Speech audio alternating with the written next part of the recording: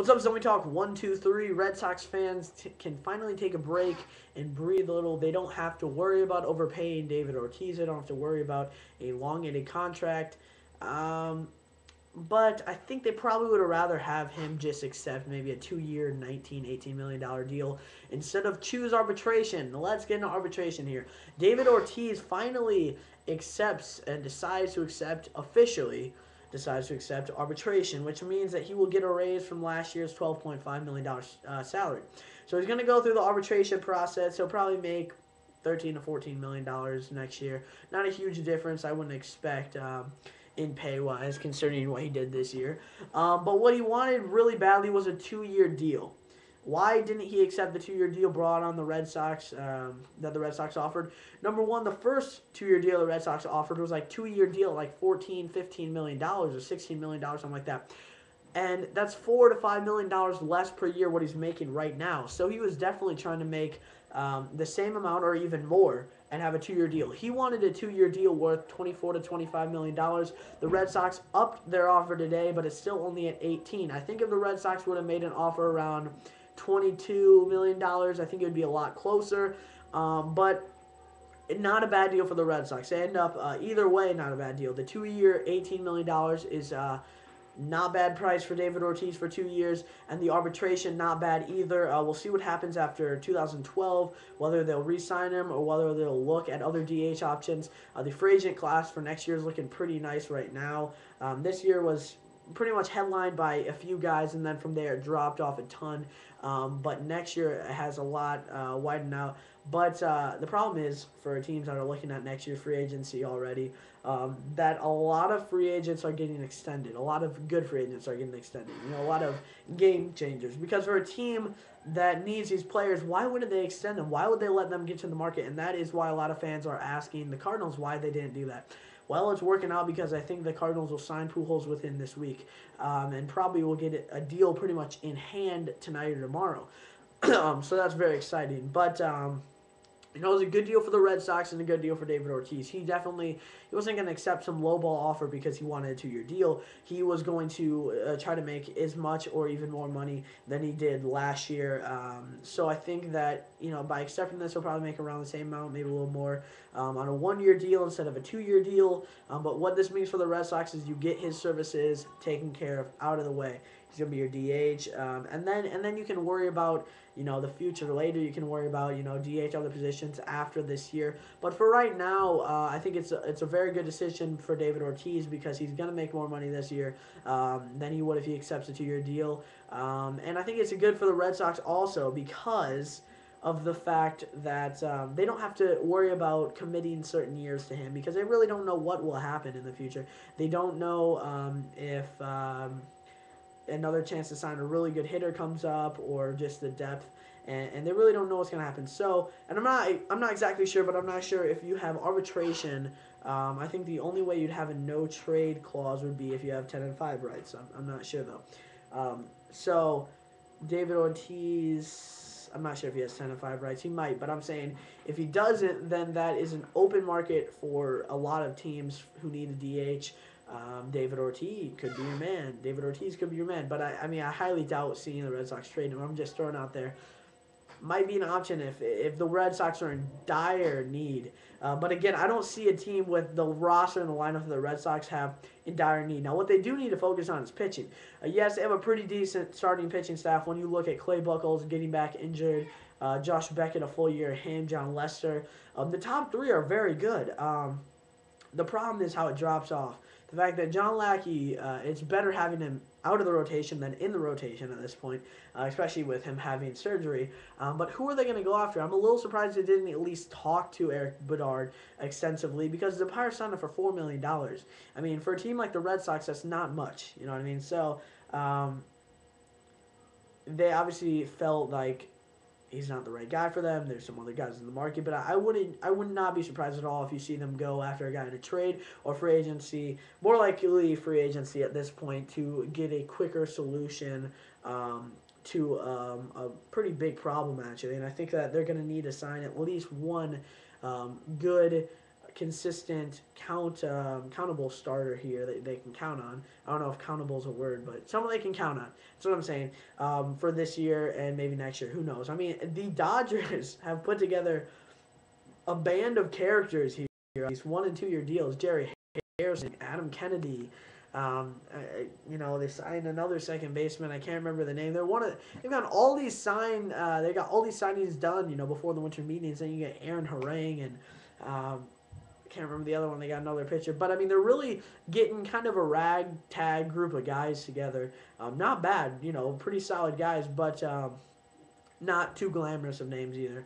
But they're getting affordable contracts, and I think right now the Dodgers, with the ownership problem, they extend Matt Kemp and they kind of make every position a little bit improved, a little bit here. Starting rotation improved, slightly improved, and I think that's what they need to do. I think they're going out the right way instead of trying to spend big and ruin their team for the future. Don't try to do too much with free agency. If you're going to win, you got to develop players, and you got to make good trades when you need to, and try to get young players when they come around. But when the free agency is how you fix problems, that's not always a good thing, and I think that's how the Marlins, it could backfire. All these things look great from the outside, but what could happen is in a few years, when the glamour is off, fans might not show up in Miami. You know what I mean? I mean, right now it's very exciting for them, but in a few years, they might not show up. In a few years, maybe Reyes is hurt and out for a year. They might not show up. Maybe Heath Bell is losing his touch. They might not show up. Maybe Mark Burley is. They might not show up. Maybe they go off the books.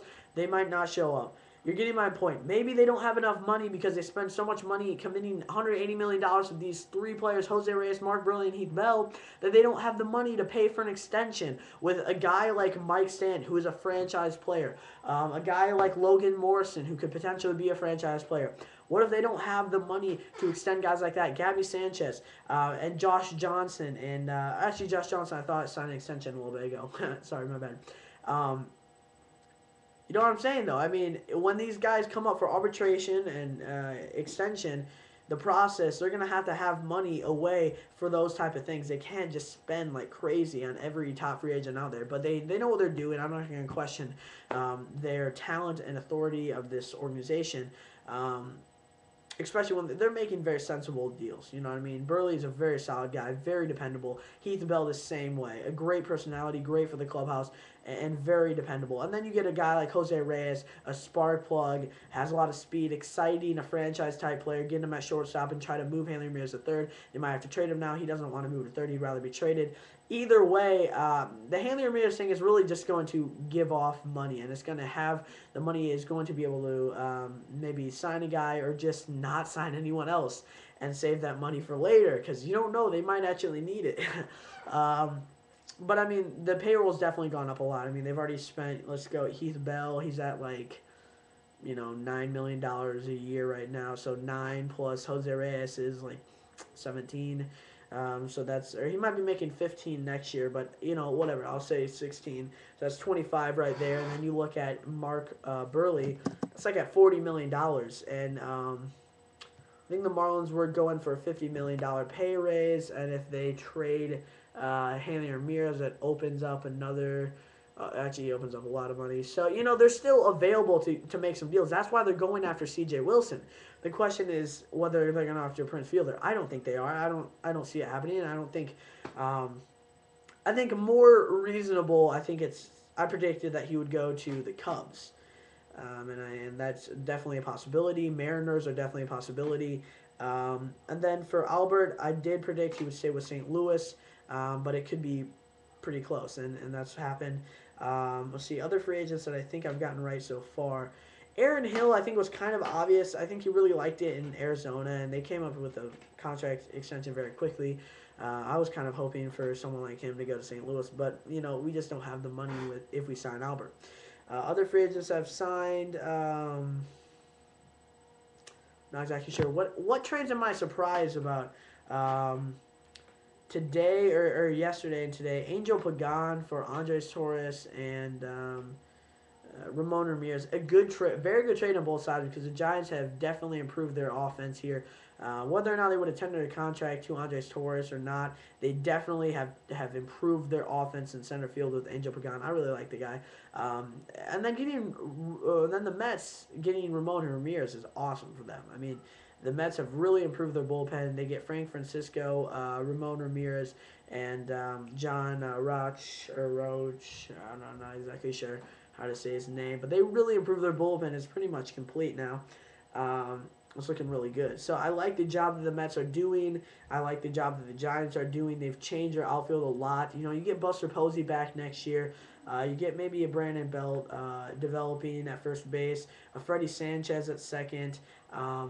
You know, your pitching is already great. You look at shortstop, and that's still somewhat of a question for sure. Whether or not they're going to keep Jeff Keppinger and Mike Fontenot, we'll see. And then you look at, you know, Pablo Sandoval. Well, they can't keep both. They don't have the money to keep Keppinger and Fontenot. So we'll see who they tender contract to. I'm guessing Keppinger, but, you know, who knows. And then you look at Pablo Sandoval. You look at now their outfield of Melky Cabrera and Angel Pagan. And so that means that Melky Cabrera will move to the corner outfield. And then in left field, I'm not exactly sure. I can't remember who they have there. But there's definitely options. So the Giants' offense, if you look at maybe in the middle of the season compared to what it's going to, you know, project to look like in 2012, it looks a lot different, a lot better, in my opinion. So even just getting Buster Posey back is a huge plus for this team, obviously.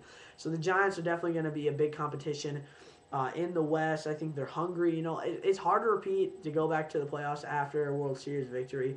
You know, I think the drive wasn't totally there because, I mean, really they had pretty much the same players from last year except they didn't have Buster Posey, which is even more disappointing. And they obviously were trying to win and obviously trying hard, but I think the drive will be here more than ever this year because they desperately want to have as much fun as possible in this season and get back to the playoffs. Now for the Diamondbacks, they're trying desperately to get back also. The Dodgers, they're just trying to have some fun and try to play as best as possible. And they had good 2 month season, 2 months last 2 months of the season, and they extended Matt Kemp, and they got some, you know, pretty decent free agents at reasonable prices. They've actually done a lot this offseason so far. So I believe they got Clint Barnes. I don't want to be mistaken there. They got Adam Kennedy. They got Jarrett Harrison Jr. They got Aaron Harang and another starter. So, I mean, they're getting some ragtag group of guys together and pretty good. You know, saving money on free agent market, spending money carefully, making good deals. And really, they're just trying to wait until they can be as good a team as possible as they know they can. All right, so then who else in the West? Oh, the Rockies. Definitely improving. They made a deal, I believe. Oh, yep, they dealt Houston Street. That's what I was thinking of it. Earlier today, a pretty good deal. I think for the Rockies, it was definitely just to get some salary off, getting a player to be named later. If I was a Rockies fan, I would definitely hope for a prospect. But if the Padres are eating up all your salary from him, why not? And the Rockies have a reliable choice in what's his name? I hate when I do this. I bring up who they're gonna use and I don't know the name. I read about him today. All right. If you're a Rockies fan, you know. I don't know what is this video even on. It was, David Ortiz accepts arbitration. I'm really sorry, guys. I get off a lot, and I just start talking about random stuff. I like talking about baseball. I love baseball. I've been following all day, which means it's awesome. And I start talking, and then I get to talking about other baseball subjects. All right. I hope you enjoy. If you're a baseball fan, I hope you enjoy if you're still watching this. All right. Thanks for watching again. This is Zombie Talk 1, 2, 3.